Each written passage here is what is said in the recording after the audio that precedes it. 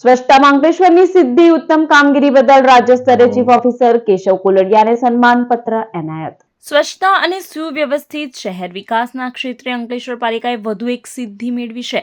આવાસ અને શહેરી કાર્ય મંત્રાલય ભારત સરકાર દ્વારા આયોજિત સ્વચ્છ સર્વેક્ષણ 2024-25 અંતર્ગત સ્વચ્છ ભારત મિશન અર્બન ગુજરાત તરફથી અંકલેશ્વર પાલિકાના ચીફ ઓફિસર કેશવલાલ કોલડિયાને સન્માનપત્ર એનાયત કરાયું છે. ચીફ ઓફિસર કેશવલાલ કોલડિયાના નેતૃત્વમાં સ્વચ્છતા અભિયાન, ઘનકચરા વ્યવસ્થાપન, ડોર ટુ ડોર કચરા સંકલન, જનજાગૃતિ અને નાગરિકોની સક્રિય ભાગીદારીથી આ સિદ્ધિ શક્ય બની છે. ગાંધીનગર સ્થિત મહાત્મા મંદિર કન્વેન્શન સેન્ટરમાં યોજાયેલા સમારોહમાં રાજ્યના ઉચ્ચ અધિકારીઓ દ્વારા આ સન્માન આપવામાં આવ્યું હતું. આ સિદ્ધિ માત્ર નગરપાલિકા નહીં પરંતુ સમગ્ર અંકલેશ્વર શહેરના નાગરિકોની સંયુક્ત મહેનતનું પ્રતિબિંબ છે.